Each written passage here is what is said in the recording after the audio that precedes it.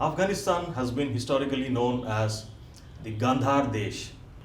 In the present day scenario, Afghanistan is a war-torn country which was torn into pieces by both the superpowers, United States of America and the erstwhile USSR alike.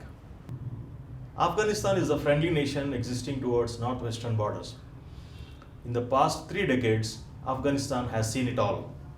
A civil war waged by the Taliban militia, and tearing apart of the country in the name of war by the invasion of the United States of America, havoc created by Al-Qaeda on the Afghanistan soil.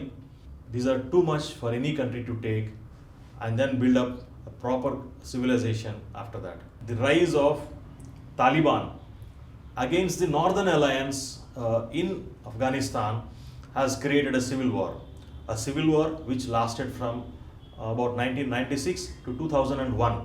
The September 9/11 struck America with such a vengeance that America took it as a premise again to invade Afghanistan. In fact, America has made bases in the Afghani soil to use them against the prominence of the erstwhile USSR. America has been the major force behind the creation of the Taliban militia, which it has pitted against the USSR. Ever since the disintegration of USSR, the relevance of the Taliban has not been there. So America has also lost interest in the Afghan the cause.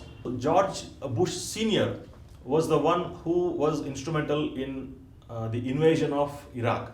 Just 2 hours ago, Allied air forces began an attack on military targets in Iraq and Kuwait.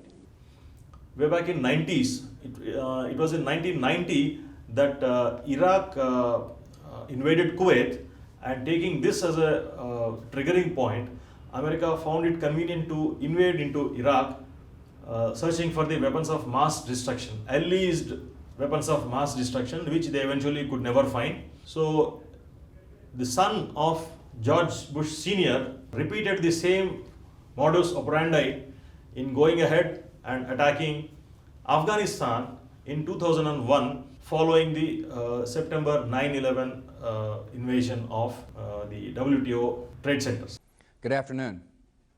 On my orders, the United States military has begun strikes against Al-Qaeda terrorist training camps and military installations of the Taliban regime in Afghanistan.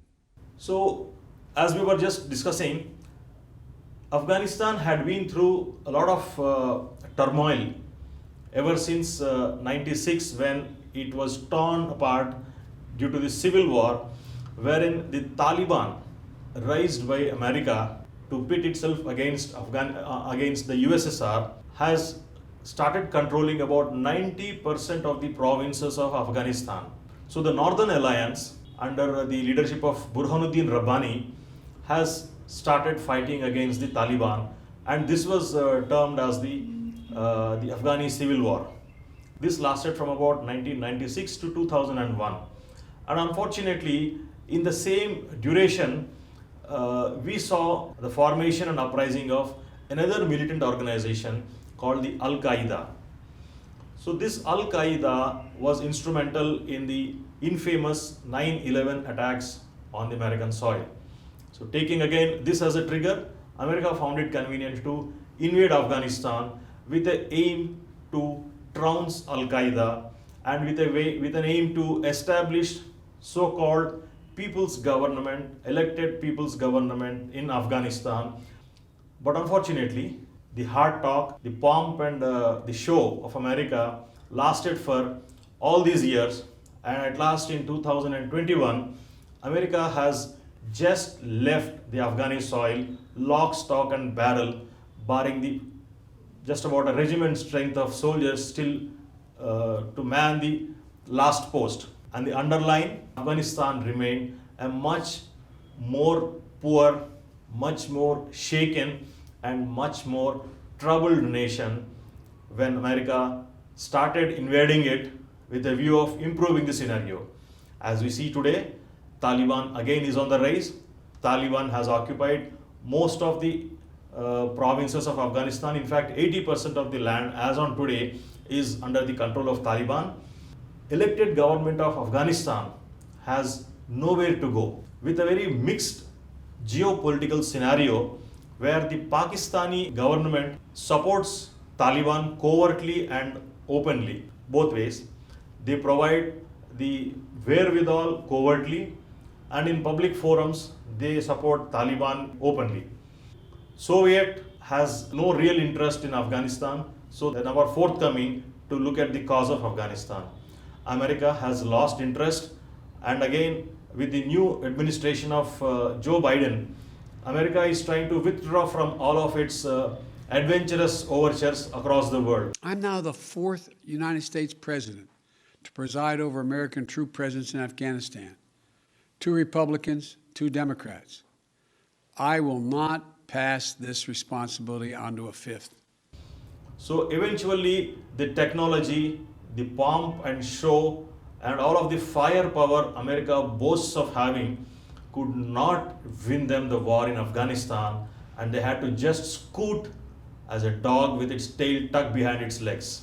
So Afghanistan has only India left to look up to. But unfortunately, India itself is not in a very comfortable position economically, politically, or strategically.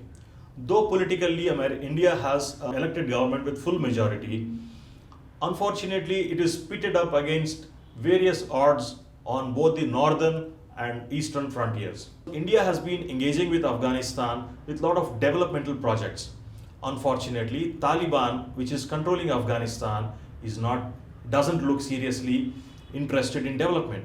What they look at is the caliphate. They are trying to look at building up a consensus among the Islamic powers, fundamental Islamic powers, and they are trying to grab a situation where they can get the center stage and start calling shots. We saw Taliban asking for a roster of women, especially young women in excess of 15 years of age and below 40 years of age, a separate roster of widows. Mind you, the roster is required by them so that they can supply women to their fighters.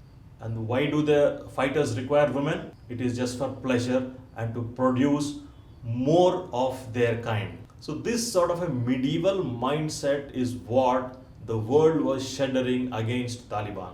And Taliban has come back again to haunt the neighborhood and haunt the world over, where development, alleviation of poverty, empowerment of women are the key notes. These are the major issues which the Taliban is against. It is high time that the neighborhood of nations in the Indian subcontinent got together and fought unitedly and decisively against the regime of Taliban. And inshallah, we hope to see this thing materializing very soon. This is Vamsi Mohan. Thank you for watching BC News.